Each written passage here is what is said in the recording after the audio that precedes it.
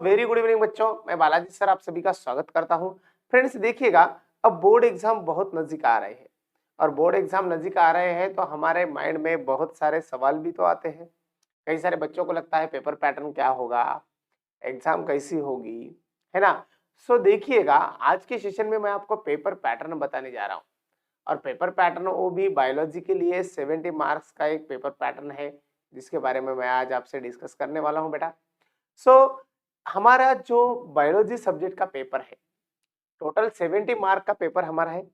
30 marks हमें practical से मिल रहे हैं, यानी कि 100 मार्क्स का पेपर हमारा ऑलरेडी बनता है। ठीक है, लेकिन क्वेश्चन पेपर में जो भी क्वेश्चंस आते हैं उन क्वेश्चंस को अलग अलग पार्ट में स्प्लिट किया है।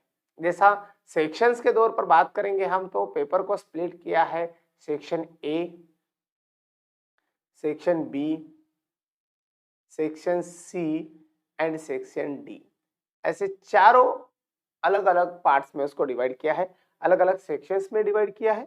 तो पहला सेक्शन आता है सेक्शन ए। इसी सेक्शन ए में बेटा क्वेश्चन फर्स्ट और क्वेश्चन सेकंड ऐसे दो टाइप्स के क्वेश्चंस रहेंगे।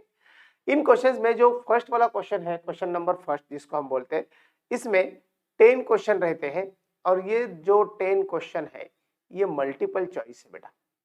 देखिएगा कितनी बड़ी बात है हमारे लिए। तो ये मल्टीपल चॉइस है, तो मल्टीपल चॉइस टाइप के जो क्वेश्चंस होते हैं, हर क्वेश्चन को 1 मार्क होता है। ऐसे 10 क्वेश्चन आपको पूछे जाते हैं। तो इन 10 क्वेश्चन में से, सिंपल बात मैं आपको बताऊंगा, ये जो 10 क्वेश्चन है बेटा, तो इन 10 क्वेश्चंस में से मल्टीपल चॉइस 10 ही क्वेश्चन है, हमें वो आना जरूरी है और हम इसको छुड़ा सकते हैं, नो प्रॉब्लम, उसमें कोई ऐसा डाउट नहीं है। ओके, उसके बाद और एक बात मैं आपको बताना चाहूंगा, यहाँ पर जो सेकेंड नंबर का जो क्वेश्चन है बेटा, वो सेकेंड नंबर का क्वेश्चन आता है जिसके अंदर 8 क्वेश्चंस होते हैं और ये जो 8 क्वेश्चंस है वो वेरी शॉर्ट आंसर क्वेश्चन है। और इसी वेरी शॉर्ट आंसर क्वेश्चन के दौर पर मैं आपको एक बात बताना चाहता हूँ, हर किसी क्वेश्चन को 1 मार्क होता है और इसी तरह से 8 क्वेश्चन के लिए 8 मार्क। तो ये टोटल सेक्शन ये हमारा 18 मार्क के लिए बनता है। कितने मार्क के लिए बनता है? 18 मार्क के लिए। फिर हम धीरे धीरे चलते हैं अगले क्वेश्चन की तरफ, जो आता है सेक्शन बी से। और इसी सेक्शन बी में देखिएगा, क्वेश्चन नंबर 3 से लेकर क्वेश्चन नंबर 14 तक हमें बहुत सारे क्वेश्चन पूछे वाले हैं और ये जो क्वेश्चन है ये शॉर्ट टाइप क्वेश्चन होते हैं, हर किसी को 2 मार्क होता है। इसी तरह से 16 मार्क्स यहां से मिलते हैं। सॉरी। तो आप देखिएगा 16 मार्क यहां से हमें मिल रहे हैं, तो सेक्शन बी हमारा 16 मार्क का बनता है। फिर आता है सेक्शन सी, जहां पर क्वेश्चन नंबर 15 से लेकर क्वेश्चन नंबर 26 तक बहुत सारे क्वेश्चंस पूछे वाले हैं और ये शॉर्ट आंसर टाइप क्वेश्चंस होते हैं और हर किसी क्वेश्चन को 3 मार्क दिया है, यानी कि एक क्वेश्चन को 1 मार्क, इसी तरह से। तो ये 24 मार्क्स देने वाला सेक्शन होता है सेक्शन सी। अब आती है बारी सेक्शन डी की। तो सेक्शन डी जो होता है ये पेपर का लास्ट सेक्शन होता है ना। तो यहाँ पर 27 से लेकर 31 तक हमें क्वेश्चन पूछे हैं और ये लॉन्ग आंसर क्वेश्चन होते हैं बेटा। और ये जो क्वेश्चन है ना, हर किसी क्वेश्चन को 4 मार्क होता है। इसका मतलब ये 12 मार्क के लिए आने वाला सेक्शन है।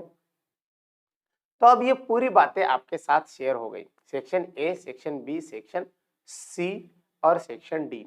तो इनमें से आपको एक बात और भी बताना चाहता हूं, जो सेक्शन ए है वो हमें 18 मार्क्स दे रहा है ना।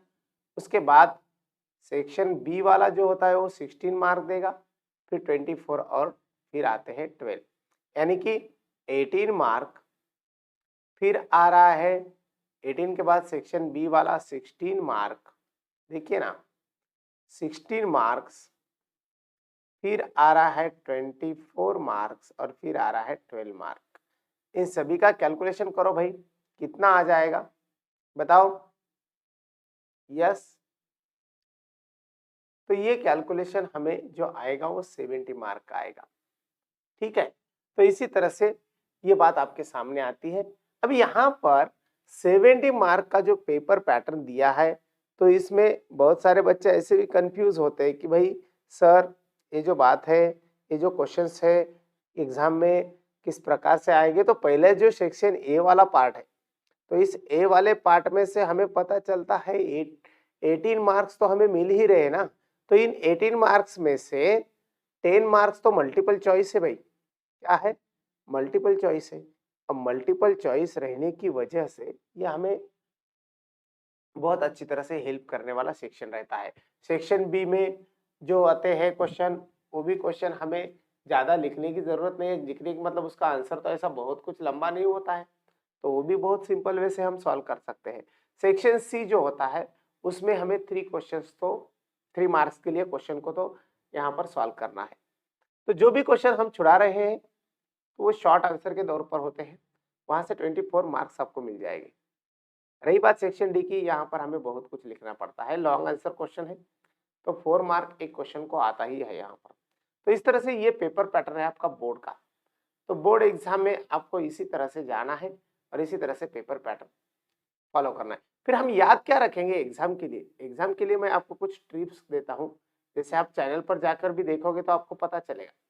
यूट्यूब चैनल जो है हमारा, उसके ऊपर आपने देखा तो आपको पूरे वन शॉट वीडियो लेक्चर देखो, है ना।